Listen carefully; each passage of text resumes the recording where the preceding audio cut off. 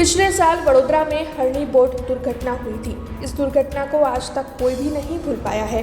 इस घटना को अब 1 साल होने वाला है, लेकिन उसके बावजूद भी मृतक के जो परिजन हैं वो न्याय के इंतजार में हैं।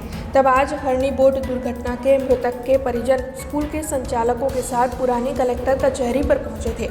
इस केस के मामले में हो रही सुनवाई के मामले को साझा करते हुए परिजनों की ओर से वहां पर रोष जताया गया था। वैसे बच्चों के परिजनों ने स्कूल के संचालकों के खिलाफ भी इस दौरान रोष प्रकट किया था।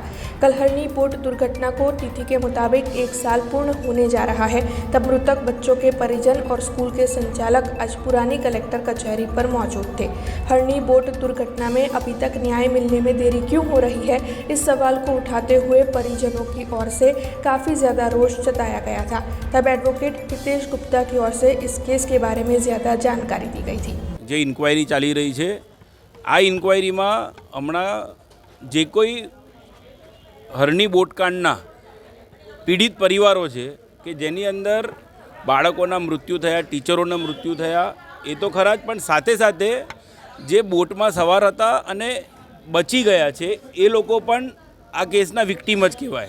एटले आवा केटला व्यक्तिओ छे के जे आ बोटकांडना विक्टिम्स छे અને એમને વળતર સ્વરૂપે શું આપી શકાય। અને અગાઉની સુનાવણી દરમિયાન જ્યાં આ વળતરની વાત છે, વળતર નક્કી કરવાની વાત છે, તો નામદાર હાઈકોર્ટ સમક્ષ જે કોઈ પક્ષકારો છે એવા તમામ પક્ષકારોને સાંભળવા જોઈએ એવી અમારી રજૂઆત હતી। નામદાર ગુજરાત હાઈકોર્ટે સનરાઈઝ સ્કૂલને પક્ષકાર તરીકે જોડેલી હતી। સનરાઈઝ સ્કૂલને જોડવા પાછળનો સ્પષ્ટ આદેશ નામદાર ગુજરાત હાઈકોર્ટે એટલે જ કર્યો હતો કે સનરાઈઝ સ્કૂલમાં જ 2 ટીચરો જે આ કેસમાં ગુજરી ગયા છે એ બંને ટીચરો ત્યાંના શિક્ષક હતા અને આ બધા જ બાળકો એ એક જ સ્કૂલના હતા જેમને આ પિકનિકનું આયોજન કર્યું। તો આવા પરિસ્થિતિમાં સ્કૂલની પણ જે જવાબદારી છે એ નક્કી કરવી જરૂરી છે અને એટલા માટે સ્કૂલને સાંભળવા માટે પક્ષકાર તરીકે નામદાર ગુજરાત હાઈકોર્ટે જોડ્યા।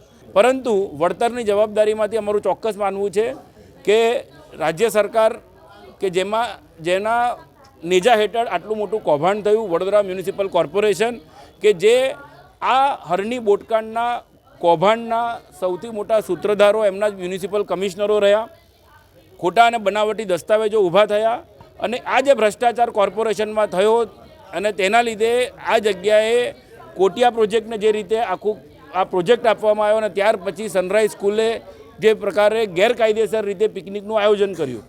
જો આ તબક્કાવાર તમામ બાબતો જોવામાં આવે તો એક વાત સ્પષ્ટ થાય છે કે જવાબદારી સરકારથી લઈને સ્કૂલથી લઈને તમામની રહેશે અને એ માટે જે કંઈ લડત આપવાની થશે ભવિષ્યમાં પણ આપીશું। કશું થવાનું નથી, વર્ષથી તો કંઈ જ રહે છે। શું થયું અમારું? કશું નહીં થયું। સરકારની બી ખરી તો જવાબદારી કહેવાય, એમની બી નિષ્કાળજી છે। 56ની સીટમાં 60 બેઠા તો આરટીઓ શું કરતી હતી?